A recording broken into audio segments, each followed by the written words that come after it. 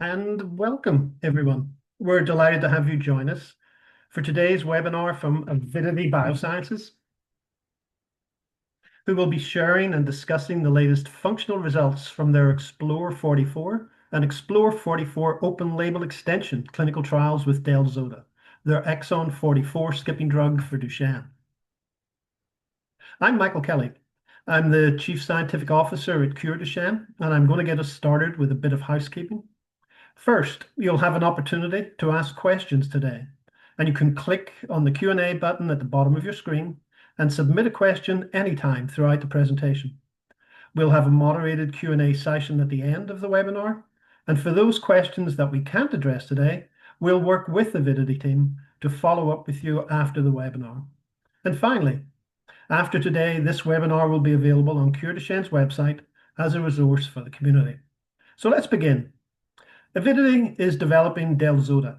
It's a novel antibody oligonucleotide conjugate specifically designed to effectively target all muscle groups using an antibody to the transferrin receptor and deliver an exon skipping oligonucleotide designed to skip exon 44 of the dystrophin pre-RNA. This, like all exon skipping drugs, is a mutation-specific approach, and therefore knowing your precise genetic mutation is critically important. This antibody conjugated approach to exon skipping was pioneered by Avidity only a handful of years ago. And I should point out that I was very excited by the early data generated by the group. Those first results showed the potential for a significant advance over existing exon skipping approaches. And because of this, Cure Duchenne, through our venture group, became an early investor in the company before they went public.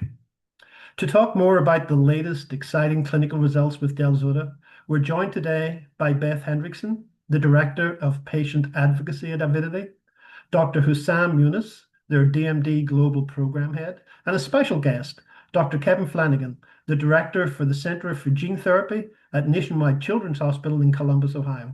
There's a lot to go through today, so without further ado, let me hand it over to Beth to get us started. Thank you, Mike.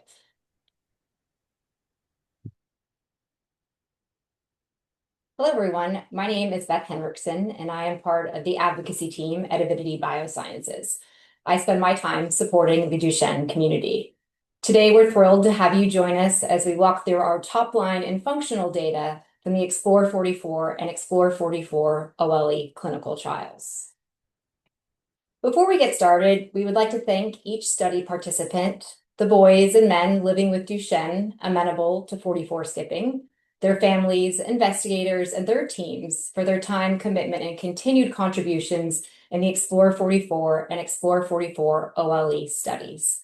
Thank you for helping to drive innovation forward. A couple of disclaimers, and then we'll get started with our agenda. A few disclaimers cover that the presentation today discusses the clinical development program for what is an investigational product, meaning it is not approved. So therefore, no conclusions regarding the efficacy or safety can be drawn from this initial data. The data is being shared for educational purposes.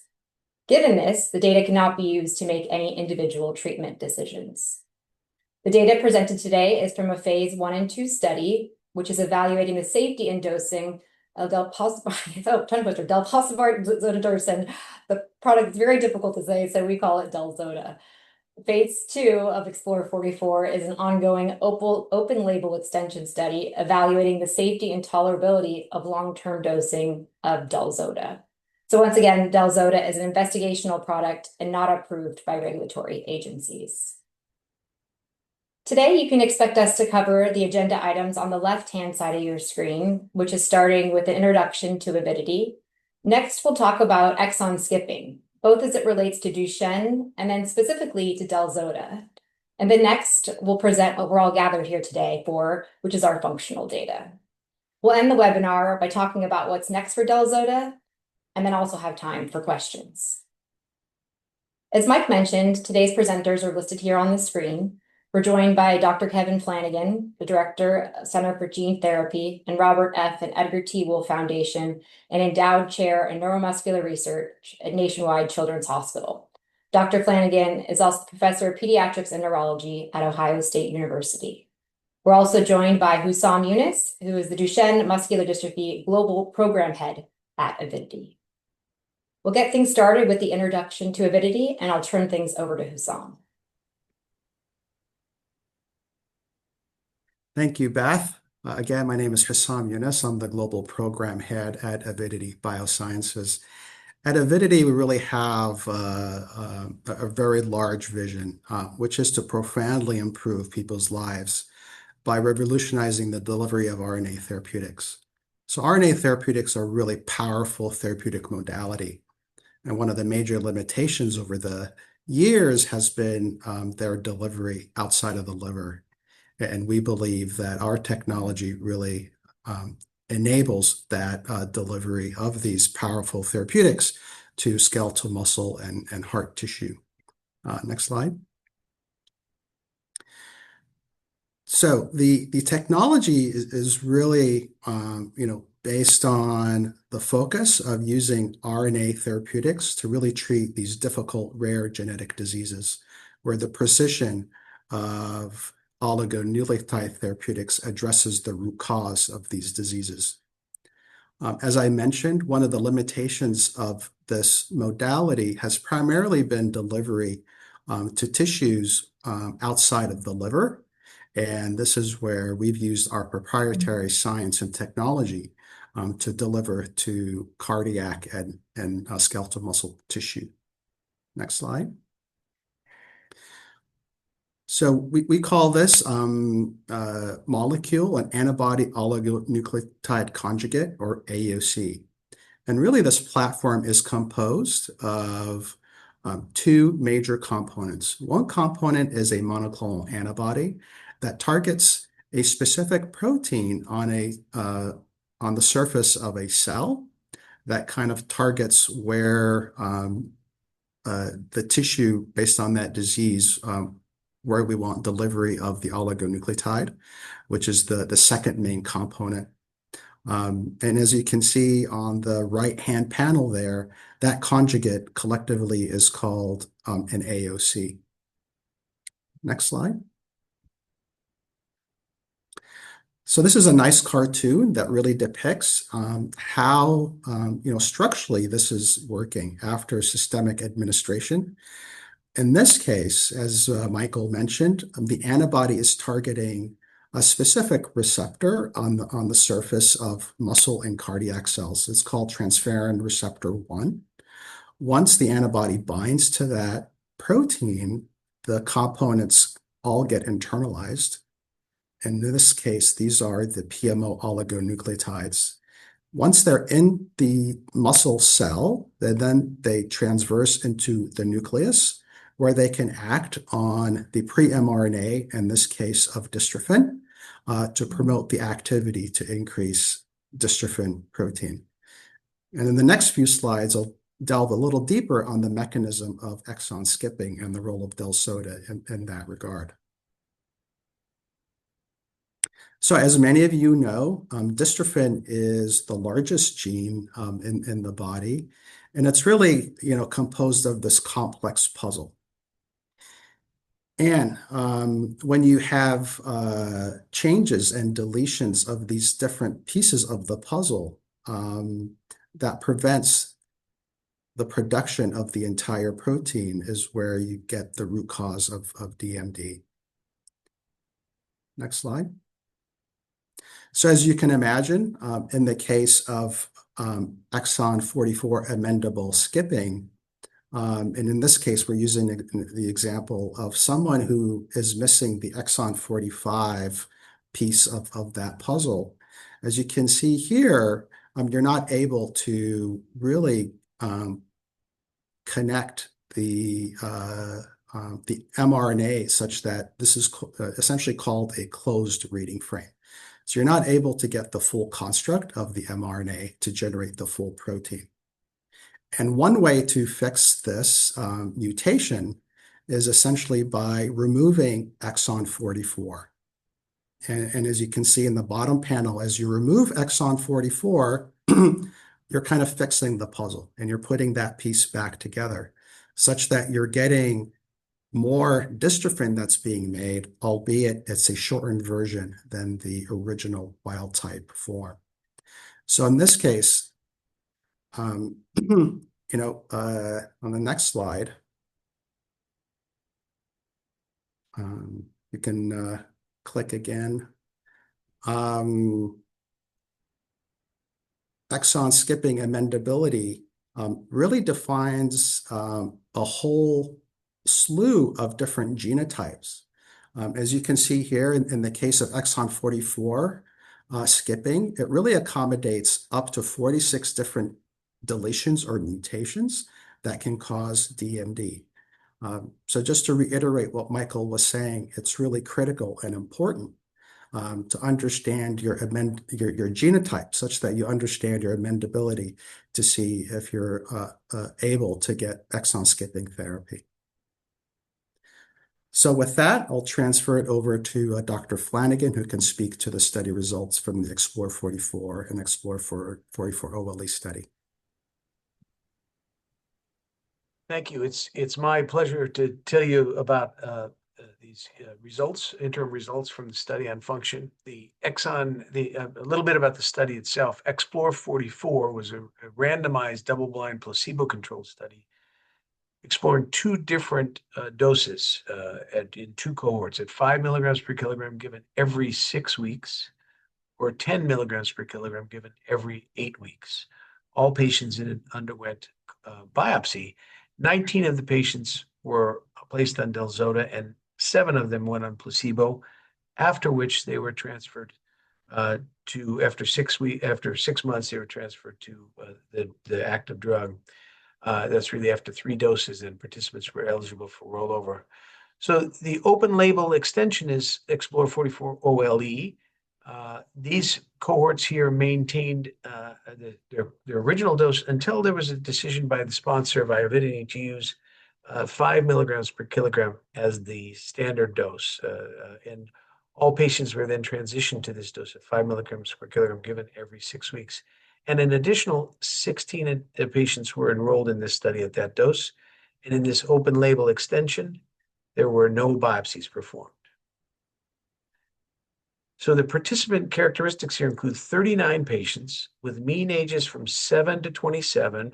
Ages from 7 to 27 and a mean age of about 13.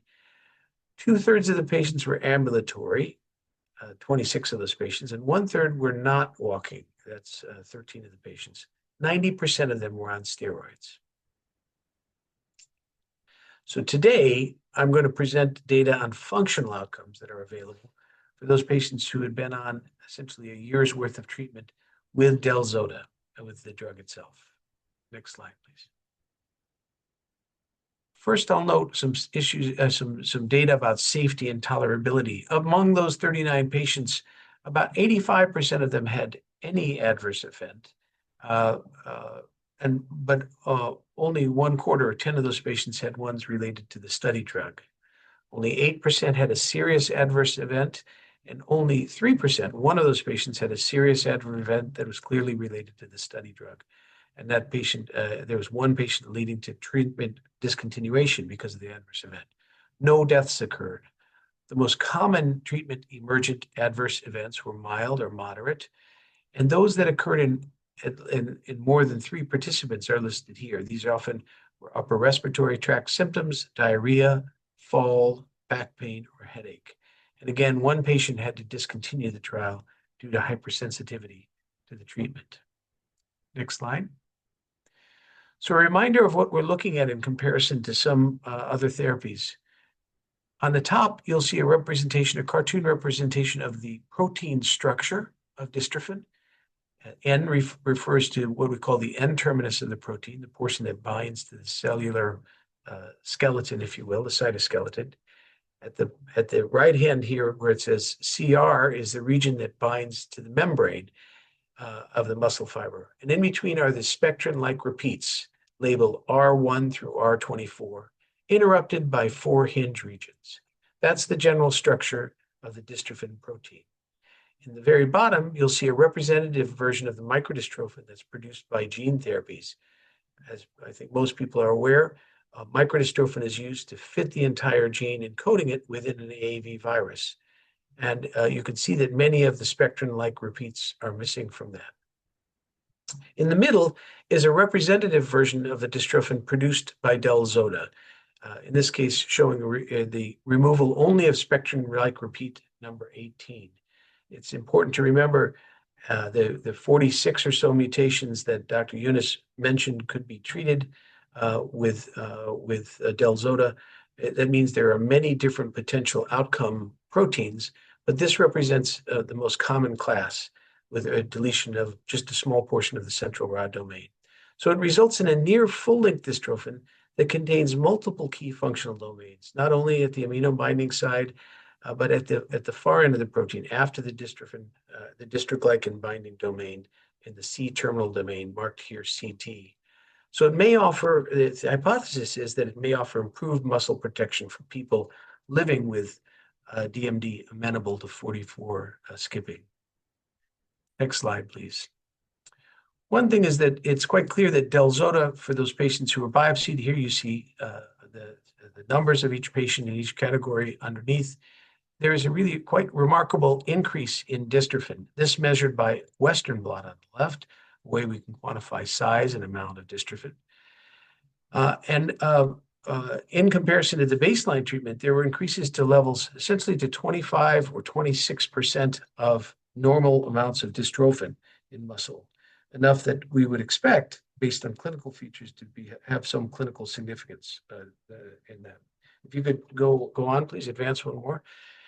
When we look at the distribution of these, you can see here's a baseline image showing what we call revertant fibers, a few scattered fibers that stain positively for dystrophin. And post-treatment, we see a different pattern. Next slide, where here an example from 5 milligrams per kilogram, quite widespread dystrophin expression across around the membrane of all muscle fibers, or most muscle fibers. Next slide, please. A very striking piece of data is the very rapid and long-term reduction in creatine kinase, which is a marker of muscle damage. For most parents are familiar with CK, as it is the test that typically leads to genetic testing for Duchenne muscular dystrophy. Elevations of CK signal muscle membrane fragility as serum CK. CK leaks out of the muscle into serum. And you can see in the graph, the blue circles represent Del-zota treatment. The gray triangles represent those patients who are on placebo, and after which they were placed on open label extension of the drug. And you can see in both groups a very rapid and sustained decrease in levels of serum CK. These creatine kinase levels actually were reduced by about 80% compared to baseline and sustained at near normal levels. And perhaps more striking as a clinician or parent is the fact that 50% of participants had CK levels that were entirely within the normal range at 1 year of treatment, which implies very significant protection of the muscle membrane. Next slide, please.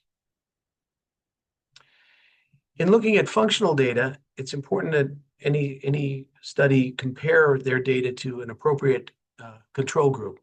In this case, the control group is based out of a natural history study, a data set that was originally from a study a decade or more ago called ProSensa. And in that group, that data now is actually held by Cure Duchenne and was used in this study. This is an observational prospective natural history study with a total of 269 patients within it. Very importantly, for the purposes of this analysis, only a subset of those patients were analyzed. These are patients who had matched genotypes. They matched the DMD group as they were, the trial group. They matched the trial group as they were amenable to exon 44 skipping, but also matched on baseline characteristics. Ambulatory or 7 to 27 years old, if on steroids at least for 1 month, and weights above 23 kilograms. In the control group, in this natural history control, 100% were on steroids. And as part of this natural history study, key assessments were performed, such as the timed functional test we'll mention in a moment, and the North Star Ambulatory Assessment, which we could use for assessment of progression over time. Next. So when we look at this natural history group, you can see some of the enrollment characteristics. Their age was about 10.6 years old. Their 4-stair climb time was 4.3 seconds, 10-meter walk, 5.7 seconds, time to rise from floor, 7.2 seconds, and the North Star Ambulatory Assessment mean value was 23.6. Keep these in mind as we look at the next column, and you can see the next column. These are the patients in the Del-zota group who've been treated for this period, and we can see that, in fact, by these measures, they are a more severely affected group. Their age is slightly older at 11.0 years. The time for them to climb 4 stairs is longer at 7.5 seconds. Time to do a 10-meter walk or run test is longer at 8.1 seconds. Time to rise from the floor is longer at 10.2 seconds. And the North Star Ambulatory Assessment score is lower at 19.6 seconds. So to summarize, in this matched control group, those treated with Del-zota are actually more severely affected than the control group. Next slide, please. When we talked about timed functional tests in Duchenne, we should know what they measure. And these are measures that they measure the impact of Duchenne on motor function, functions like walking or climbing stairs, getting up from laying down on the floor. And these are, I don't have to explain to any parent listening to the call, these are all important activities of just life for any child. So they're really important functional measures related to how a child or young man performs in the community. These tests look at the time it takes for an individual to do each of these activities. And I think probably most people listening to this call have had this test performed at clinic or in a clinical trial. Next, please. So it's good to keep in mind that when for these time tests, when the time to complete a fixed activity decreases, that means there's an improvement in functional mobility. As an example, we can say for things where takes more time to complete, that means functional mobility is worsening. And if it takes less time to complete, functional mobility is improving. Next slide, please. This is a snapshot of the natural history data for patients with each of these measures from the DMD44 natural history study I mentioned before. And you can see that over the same time period studied in this study, the 4-stair climb increased by more than 2 seconds. The 10-meter walk time increased by about 1.5 seconds. The time to rise increased by nearly 2 seconds. And the pull, a measure of performance of the upper limb, a measure of the upper arm, actually decreased as well, showing declining. Next slide. In contrast, we'll contrast that here with the data from the Del-zota trial at 1 year. So this is the 4-stair climb, and there's an improvement of more than 2 seconds. It takes less time to complete the task of climbing 4 stairs by over 2 seconds. Obviously, this is important for activities in the home, the community, and school. Next slide, please. I'm sorry, I forgot. We did put a little thumb up there just to signify that's a good thing. So that flashed by a moment ago. The 10-meter walk and run test similarly measures function over a fixed distance. And you can see that in the DMD44 natural history group, this increased over a year's time by more than 1 second and actually improved in boys treated with Del-zota for the same time period. By not quite 1 second, but it showed an improvement. Next slide, please. Similarly, rising from the floor in the natural history group on the left showed an increase of not quite 2 seconds, increased time to perform that. Boys treated with Del-zota showed an improvement in this function in over 3 seconds to arise from the floor. Next slide. And the North Star Ambulatory Assessment is a different kind of skill test. It's not a timed functional test. This is looking at motor skill tasks, raising arms, getting up from sitting, standing in 1 foot, hopping on 1 foot. And any motor skill test has different scales that assess it. The North Star Ambulatory Assessment uses a scale that says you can do it independently without difficulty, that's scored as a 2, or you can do it with assistance, or independent with difficulty, scored as a 1, or you're unable to complete it. And this scale is a 34-point scale designed really with functions of Duchenne muscular dystrophy in mind. Next slide, please. So again, when scores increase, that's a sign that functional mobility is improving. A decrease in score in the North Star Ambulatory Assessment, this is an ordinal scale. It runs from 1 to 34, so a decrease in numbers means that functional mobility is worsening. An increase in numbers says that functional mobility is improving. And for the boys treated with Del-zota, you can see that the boys with in the natural history group declined by more than 2 points on the scale over the same period, while boys in the treated with Del-zota showed no change in score. They stayed stable over the period of this, which is not what we would expect in the natural history, as the natural history data shows here, but also in the clinic setting, it's not what we would expect for boys over this age range. So this suggests this is a sign of efficacy. Next slide, please. And then the performance of the upper limb test. This is performed in both ambulant and non-ambulant boys. It has essentially extra importance, one might say, in young men who are in wheelchairs who are no longer ambulant and can't perform the ambulatory tests. In this case, the mean score for the natural history group showed a decrease of not quite 1 point, but an improvement of more than 1 point, more than 1.5 points in those boys treated with Del-zota. Next slide, please.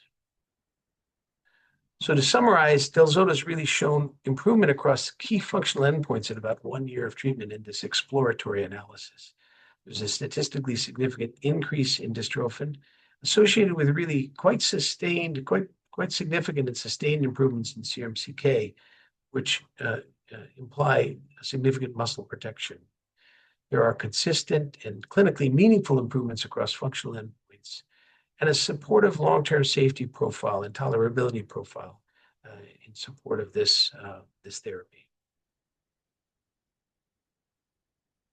So with that, I'll hand things back to the team.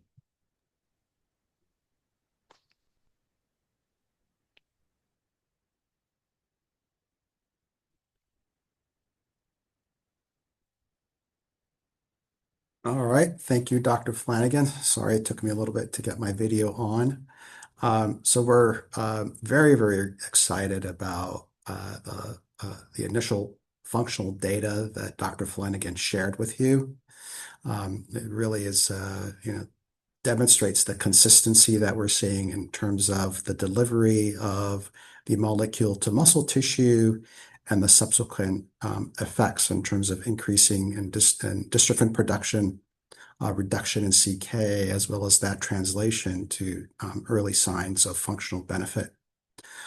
In terms of what we're planning moving forward for the Del-zota program, we are aligned with the FDA in terms of our accelerated approval pathway. That's really dependent on the dystrophin data that Dr. Flanagan shared with you.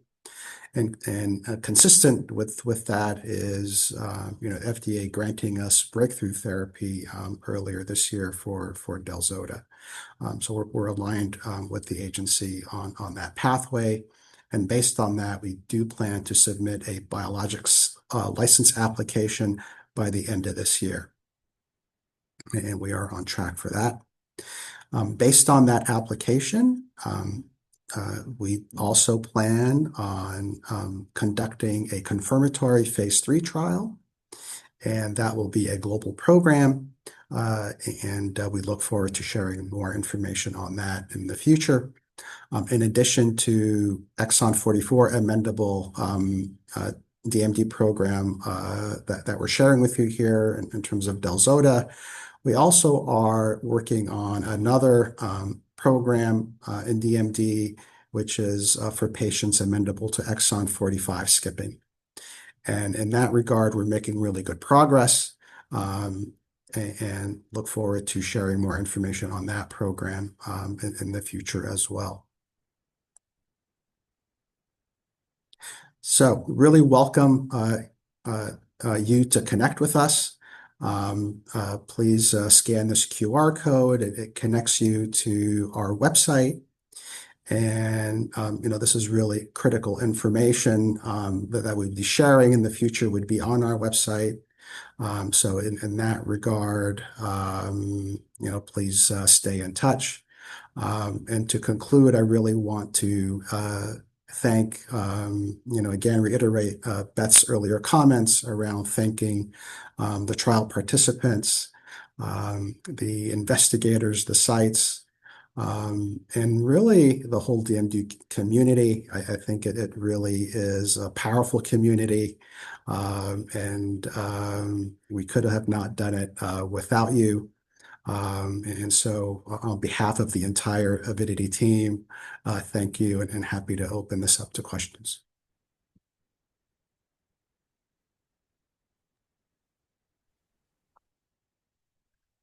Sam, thank you. Let me invite the other speakers back so that we can have an open Q&A and just sort of start to talk about what the questions the community might have and ones that I actually have myself.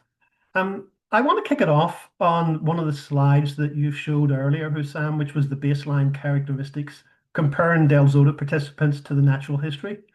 And for me, it was clear that the participants in the trial had much more advanced disease. I see it on the screen. Thank you for that. Lower North Star, slower time to rise, slower 10-meter walk run, etc.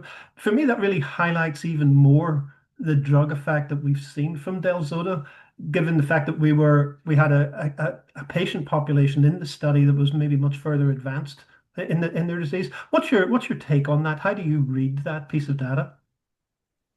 Yeah, no, Michael, I think from our perspective, we've also appreciated that the natural history cohort here. I think it's important to remember that in this population, they're progressing within 12 months. So that's very important to know. And then to your point, there does seem to be that the cohort that we evaluated in the EXPLORE44 and OLE trial has a more severe disease. So conceptually, the improvements that we're seeing are even more profound relative to the natural history. And I'd also like to maybe invite Dr. Flanagan to speak to that if you'd like to as well. Well, I would concur with that. Again, recognizing these are small numbers, the data does support the idea that it's more severe than the comparator group. And I'll point out at age 11, seeing improvements in function. As impressive as stabilization of the North Star is, seeing improvements in function and other measures is not expected for this age group as well. Yeah, thank you for that. I believe that's right, Kevin. It's my opinion too. Just expanding upon that, Kevin, as one who sees many Duchenne patients each month at different ages, at different points on their Duchenne journey, could you say a few comments about what this data actually means to a clinician practicing in the field, or what this data means to a Duchenne family? Right. Well, I want to be cautious and point out this is exploratory analysis of the data. It is quite striking. And we haven't seen anything quite like it, I would say. I think that all the functions that we showed, arising from the floor, climbing stairs, walking, even for young men who are in a wheelchair, use of the arm showing improvement. Each of these translates into functions at home, in the community, and at school in meaningful ways. The audience here, parents know very much watching a child lose any of those functions or decline in those functions is a very hard thing to see. But I think they translate into real world kind of experiences is what we would expect. Yeah, and that's what I wanted out of that. I feel that a 1 point change, for example, can make the difference between an individual requiring help to get up and being able to do it themselves or not get up at all. And these have real implications on lifestyle and life events for individuals in this field. I would concur with that. Yeah, let me just expand on this a little bit, because the functional and biomarker changes that we've seen at baseline at 1 year really suggests in some ways that we're seeing somewhat of a reversal of the disease progression, which I may not have expected. Should we expect these gains that we see continue to improve on further treatment beyond a year or 2 years or 3 years? What's your thoughts on that, Kevin? I quite frankly think it's a little too hard to say. So I think that the target tissue for this is skeletal muscle. In those boys who've had lost skeletal muscle, lost contractile mass in their muscles, we really don't know what to expect in putting back sort of very highly efficient versions of the dystrophin gene. And I would argue that normalization of CK in many patients means exceedingly highly functional version of the protein. So we don't know what the long-term impact would be. I would expect that boys who are treated at an age where I think we may see differential effects, more stabilization in older boys who have lost significant amounts of muscle mass in their skeletal muscle, their limb muscles, for example, and in younger boys who have more target tissue to engage with, it's quite likely that we'll see a different style of effect, a different style potentially of improvement. Although I will point out, I do want to point out in preclinical data, these transferrin 1 receptor mediated methods, the several groups have shown that they are efficient in preclinical models in getting into heart and lung, and we expect that to be beneficial as well. Yeah, thank you for that. It was actually, you anticipated my next question, because I imagine that we're going to continue to follow diaphragm and cardiac outputs over the next few years. Yeah, I think that's true. Sam, thank you for the clarity around the strategy that the company has for filing this year, and we'd expect this to be approved next. What's the thinking around other territories such as Europe, for example? Is this data good enough, or will they need another trial aimed towards the European authorities? Yeah, no, I mean, we certainly, as part of the accelerated approval pathway, which is what we're focused on right now here in the US, requires a confirmatory trial. And, we're working on that at this point in terms of working with regulatory agencies to define the design of that trial. And, in a general sense, we are thinking that that would be potentially a global trial, which certainly, would be something that may be utilized in future ex-US market authorization applications. Again, I think we're really encouraged, based on these preliminary results around the functional data, that there may be, opportunities in that regard. But certainly, the dystrophin production and the near normalization of CK, again, is very consistent that, moving forward, this data would be important for us to consider outside of the US as well. Thank you. Kevin, as you look at this data set and recognize quite rightly that we've had quite a handful of individuals already treated with gene therapy, is there an option for us to treat individuals that have had gene therapy in the past with Del-zota? Well, Mike, let me answer that by clarifying a little bit, perhaps the question. So, first off, in the trials, I want to point out there is no pre-treatment with gene therapy excludes from this trial and potentially future trials as well. If it gains approval, there is not a theoretical sort of pressing scientific case to expect that somehow follow-up treatment with Del-zota would somehow be detrimental to the production of any sort of the dystrophin being produced by microdystrophin being produced by gene therapy. It is unlikely to have any scientific rationale to keep it from happening. We just don't know. I think in some ways that's a economic question as well. We do not know what payers may or may not do for adding on another therapy. And I'm sorry, I should have begun by saying we don't know what the label is itself, right? So it's a great question. There's no theoretical scientific reason that I think would keep us from using it as clinicians, but there's a few unanswered questions yet about it. I agree. It actually came in from a number of families on this particular call, so it's clearly on people's minds today. Right. Yeah. Well, another one while we're talking, Kevin, you've got great experience in duplication of exons. Exon 2 is a great example of that. There's questions from the family for duplication of 44 and the applicability of a drug like Del-zota for that in the future.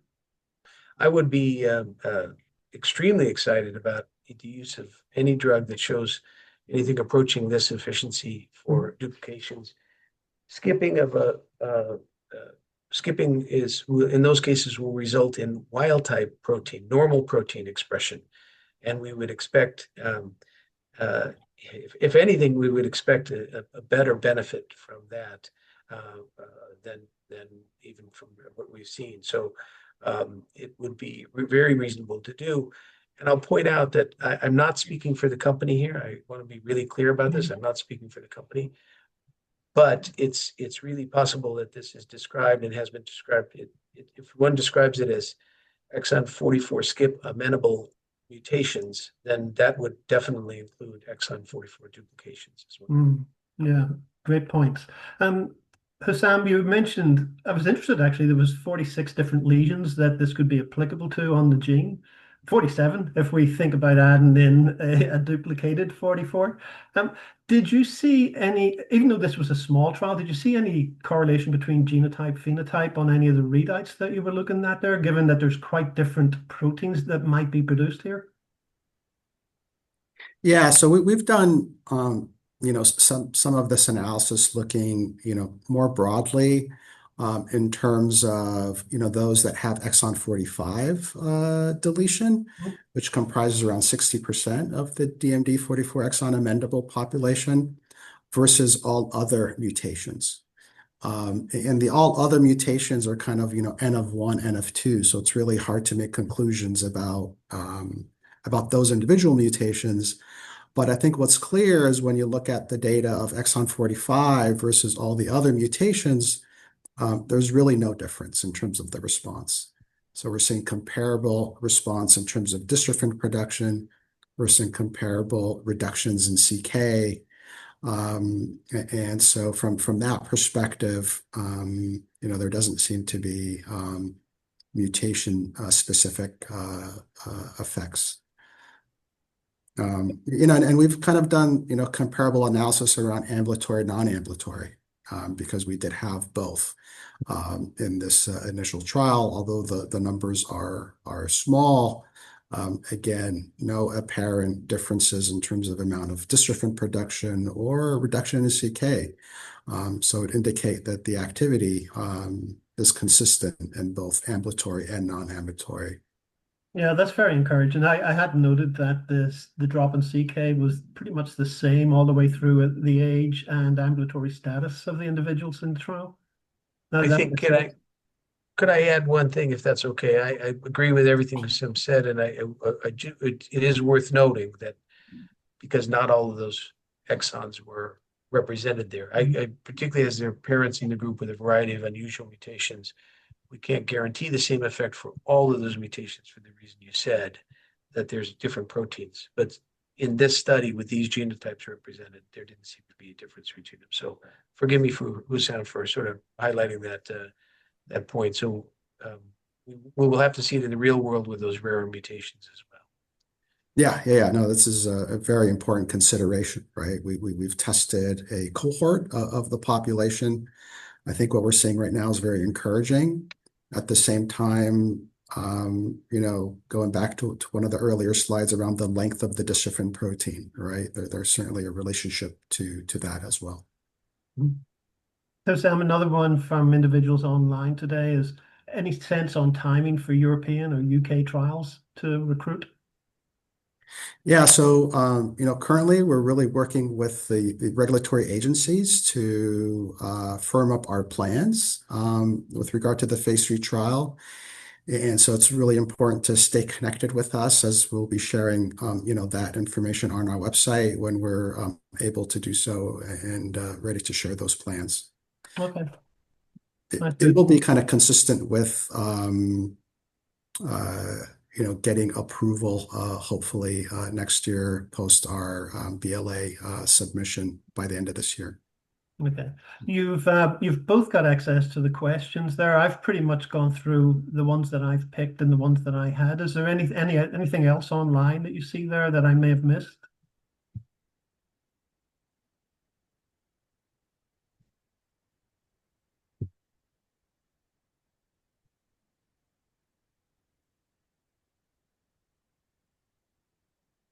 I think there's several that I'll leave to Hussam whether he wants to address any of those other ones. One question in there is, are we making a micro dystrophin? And I'm sorry, there's two questions I think that are worth addressing, if that's okay. Mhm. One is this making a microdystrophin? Microdystrophin is generally defined as a version of the dystrophin protein that for which the gene can be packaged within AAV capsid. And in fact, that's not what's being done here. These are versions of the protein that are larger. The exact version of the protein being made depends on what the underlying mutation is, but these are larger with more functional domains than what we typically think of as microdystrophins. And then one question has come up, and it's one I hear in clinic all the time. Someone said, my son is AAV RH74 positive. Will he be able to get this? It is really important for parents to know that for exon skipping therapies in general, for a transferrin-associated exon skipping therapies as a class, and for this transferrin conjugate, this antisense oligomer conjugate, it has no relationship to AAV antibody status. So if a boy was unable to get a microdystrophin therapy because of his AAV antibody status and has an appropriate mutation, once this is approved, he should be able to take this medication. Yeah, thank you for that, Kevin. And I'll quantify in some way the first part of the answer for the audience. The microdystrophins are roughly about 30% the size of the normal gene. The product of the gene by skipping exon 44 is well over 90%, maybe 95% or above. And it's actually a natural protein that we see as reverting fibers in these boys. So it's thought to be a much, not only larger, but much more functional protein, maybe contributing into the data that we've been sharing today. Yeah, I mean, there's a few questions around the other exon amenable skipping programs. It's something we are looking into within our research space. Obviously right now our focus is on Del-zota, getting that through. And I mentioned that we are working on an exon 45 amendable program, which is currently in the preclinical space. And we look forward to sharing more information on that in the near future as well. Thank you, Hussam. It brings up one final one for me. It made me think about it as you were answering that question. On the approval of Del-zota, it opens up the opportunity for breakthrough designation. And that there should allow the company to actually reference a lot of material to accelerate the research and development into those further exons. Do you want to give a comment on that so the audience can understand what that means? Yeah, sure. Yeah, I mean, I think, getting potentially a platform designation for the AOC platform, in terms of the antibody conjugate to the PMO oligonucleotides is something that we're really, really interested in pursuing, because that will allow us, to some degree expedite both in terms of what we're doing in the preclinical space as well as in the clinical arena, how we can execute on a number of programs in parallel rather than having to do each one sequentially. So, we are given some early thought to that, and that's an important aspect of how we could really advance the science and the technology moving forward. Okay, I'm going to wrap things up now, but I want to say firstly, thank you to everybody that's online and joined us today. And firstly, congratulations on all the data that you've generated. This is particularly impressive. And an enormous thank you to the whole team that's behind you there at Avidity for the work you've done on Del-zota so far and the work that you're going to do to get this over the finish line over the next handful of months. So congratulations on that. It was also a real pleasure to have Kevin with us today. I haven't seen you in a few months, but it's great for our paths to cross. And Always a pleasure. It is for me too, Kevin. And I think to get your thoughts and insights in this data and to try and crystallize it in the way that you do for the community is really, really a pleasure to hear and very helpful for the individuals on the call. What I would say in summing up here is that the Del-zota results shared today demonstrate unprecedented increases in dystrophin production and significant long-term reductions in CK and other biomarkers, accompanied with clinically meaningful improvements in multiple functional endpoints. This is an important time for the company. We expect them to file for a BLA under the accelerated approval pathway with the FDA by the end of this year. And I expect this drug to have a label to be approved and be marketed somewhere around about the midpoint, slightly after the midpoint perhaps of next year. And this will be the company's first approved drug for marketing. So next year will be a banner year for Avidity. For the community, a post-webinar email will be sent out tomorrow to everybody for any additional questions you may have. And we'll get in touch with all attendees to let you know whenever the webinar is online. So with that, I want to thank everybody for joining us and have a great rest of your day. Thank you, guys. Thank you. Bye.